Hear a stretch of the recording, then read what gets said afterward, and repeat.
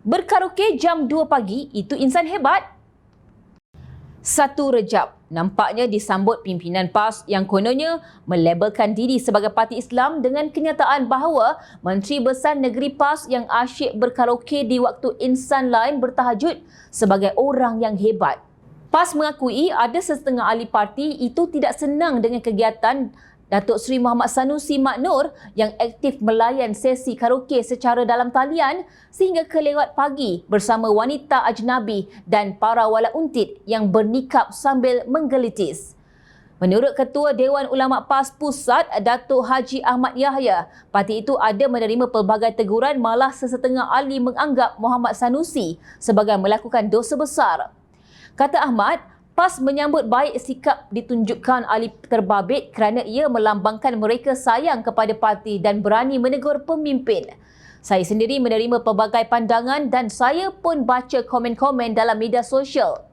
Ada komen mungkin bersifat teguran, ada komen yang mungkin marah sampai ke peringkat menganggap ia sebagai dosa besar.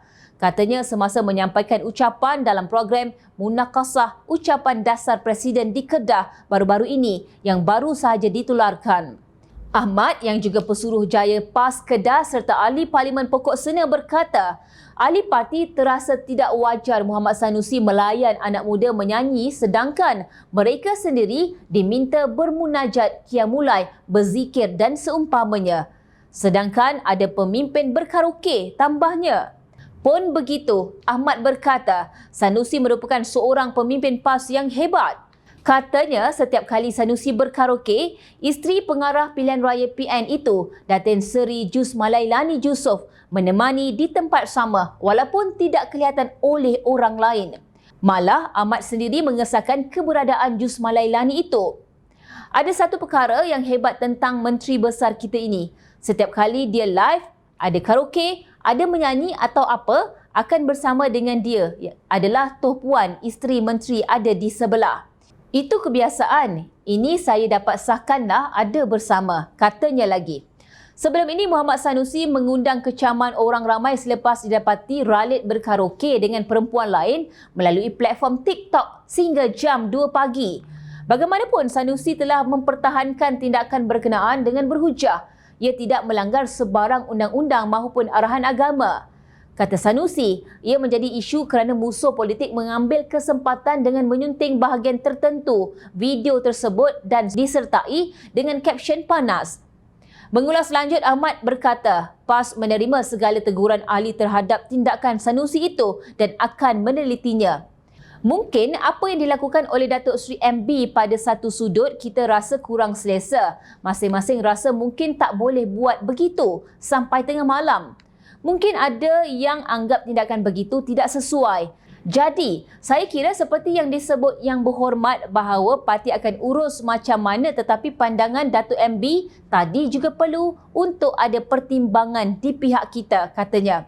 Ahmad juga menekankan langkah diambil Muhammad Sanusi berkesan untuk menarik golongan tertentu untuk mendekati PAS. Sebelum ini, kata Ahmad, kumpulan yang mengikut tokoh agama tertentu sudah dapat ditarik kepada parti bagi menambah kekuatan sedia ada.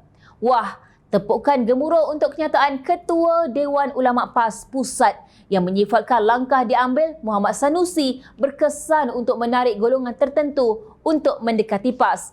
Terkesima seluruh rakyat mendengarnya.